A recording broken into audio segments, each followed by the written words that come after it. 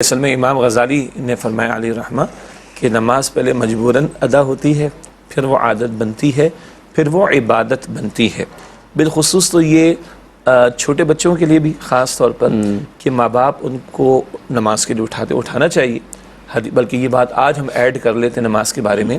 حدیث شریف آتا ہے کہ جب بچہ 7 سال کا ہو تو نماز کی تلقین کرو، ڈنڈا نہیں، تلقین کرو۔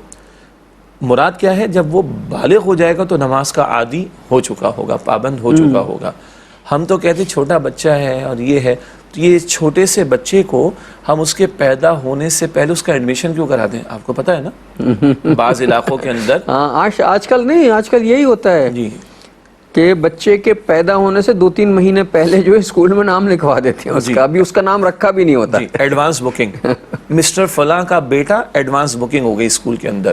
اچھا، جب یہ پیدا ہو جاتا ہے تو 2 سال کا 2.5 سال کا ہوتا ہے، اس کو صبح جب سردیوں کے دور میں، ابھی کچھ عرصے میں سردیاں بھی آ رہی ہیں کچھ علاقوں میں، تو سردی کے موسم میں ہم اور آپ فجر کی نماز کو جاتے ہیں صبح 6:30 بجے، بعض علاقوں کی بات کروں، کراچی کی بالخصوص، اور 6:15 بجے بچے کو ٹھوس رہے ہوتے ہیں وین کے اندر ماں باپ، وہ چیخ رہے چلا رہے، تھپڑ بھی معاف کیجیے گا کچھ لوگ مارتے ہیں، اور یہ پکڑو بھائی تمہارا بریک فاسٹ گاڑی کے اندر ہی کھا لینا، جاؤ۔ بیچارے کا منہ بھی نہیں دھلا ہوتا۔ مجھے یہ بتائیں، یہ 2.5 سال کے بچے پہ یہ اسکول بھیج کر اور وین میں ٹھوسنے کی پابندی کہاں سے آ گئی؟ حدیث تو کہتی کہ 7 سال کی عمر میں نماز کی تلقین کرو۔ اور سنیں، سیدنا علی فرماتے رضی اللہ عنہ، 7 سال تک تو اپنے بچے کے ساتھ کھیلو، ٹائم دو۔ ہم نے تو بچے کو ماں سے ہی دور کر ڈالا، کیسے کیسے اس کے اوپر ہم نے پابندیاں لگا دیں۔ 6:30-7 بجے بیچارہ وہ منڈنسری چلا جائے گا، اس کے بعد اس کا ٹیوشن شروع ہو جائے گا، پھر جناب اس کا جم کا اسپورٹس کا ٹائم آ جائے گا، پھر اس کا ٹیلی ویژن کا ٹائم آ جائے گا، پھر اس کا کھیلنے کا ٹائم آ جائے گا، اس کا سوئمنگ کی کلاس کا ٹائم آ جائے گا، اس میں اسمارٹ فون آ جائے گا۔ ادھر ماں کدھر ہے؟ ادھر باپ کدھر ہے؟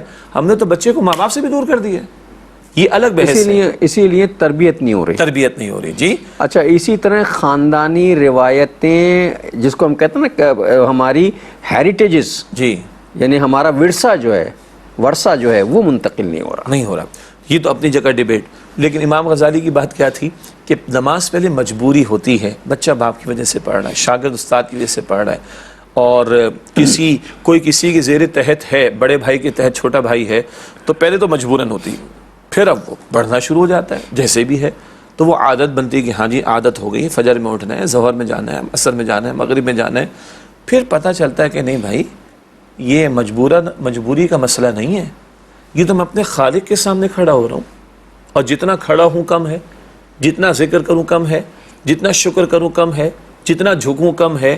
میرا خالق کون؟ الحمدللہ رب العالمین۔ اور کیسا خالق؟ الرحمن الرحیم۔ اچھا، یہ دنیا میرا اصل مسئلہ تھوڑی، یہ تو دنیا عارضی ہے، امتحان کا مقام۔ مالک یوم الدین، مجھے اللہ کے حضور پیش ہونا ہے، وہ بدلے کے دن کا مالک ہے۔